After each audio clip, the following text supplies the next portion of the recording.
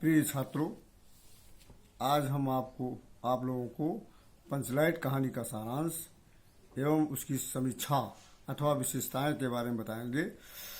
पंचलाइट कहानी श्री फणीश्वर नाथ रेणु की प्रसिद्ध आंचलिक कहानी है, जिसमें बिहार के ग्रामांचल का जीता जागता चित्र प्रस्तुत किया गया है।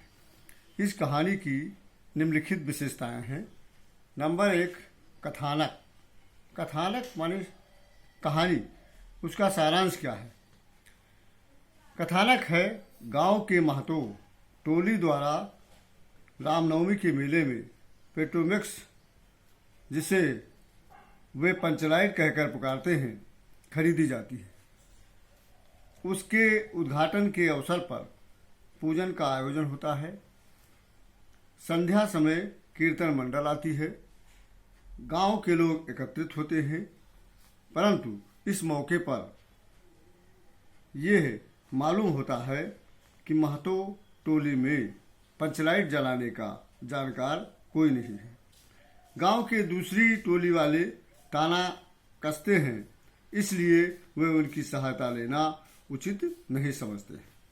गांव की एक लड़की सुघरी, जिसका प्रेमी गोधन को सिनेमा के गीत गाने के अपराध में जात से उसे बहिष्कृत कर दिया गया है, बतलाती है कि गोधन पेट्रोमेक्स से जलाना जानता है।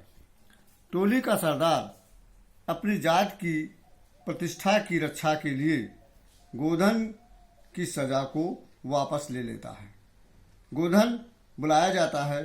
वह बिना स्प्रिट के ही गरी के तेल द्वारा पेट्रोमेक्स जलाकर अपनी योग्यता सिद्ध कर सब पर प्रभाव जमा लेता है और सभी उसे सम्मान की नज़र से देखने लगते हैं। इस प्रकार कहानी में पारस्परिक ईर्ष्या द्वेष की भावना का बड़ा ही मनोवैज्ञानिक सजीव चित्र प्रस्तुत किया गया है। दूसरा है पात्र तथा चरित्र। इस कहानी में सरदार, दीवान, गुलरी, फुटंगी आदि ग्रामीण रूढ़ियों से ग्रस्त ग्रामीणों का प्रतिनिधित्व करते हैं। मुनरी और गोधन का चरित्र गांव के दूसरे वर्ग का प्रतिनिधित्व करते हैं। गोधन स्वतंत्र विचारों वाला व्यक्ति है और उसका अपराध इतना होता है कि वह सिनेमा के गीत गाता है। वह मुनरी से प्रेम करता है, इसलिए वो जात बहिष्कार के दंड को सह लेता है। मुनरी गोधन से प्रेम करती है। इस कहानी में ग्रामांचल की विशेषता को प्रकट करते हैं। तीसरा है कथोपकथन।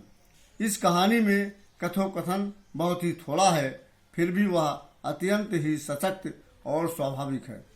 संवादों में व्यंग और विनोद की बहुलता है। चौथा है वातावरण। इस कहानी में वातावरण की ही प्रधानता है। देश काल और परिस्थिति का चित्र प्रस्तुत करने में कहानीकार को विशेष सफलता प्राप्त हुई है। अंधविश्वास, रूढ़ियों आदि का बड़ा ही प्रभावशाली वर्णन इस कहानी में किया गया है। पांचवा है भाषा शैली। कहानी की भाषा सरल है, जिसमें ग्रामांचलों के शब्दों का प्रयोग हुआ है, जो ग्रामीण की अशिक्षा और उनके अज्ञान का परिचायक है। कहानी में उर्दू और मुहावरों के शब्दों का प्रयोग भी हुआ है। इस कहानी की शैली व्यंग्य एवं विनोदपूर्ण है।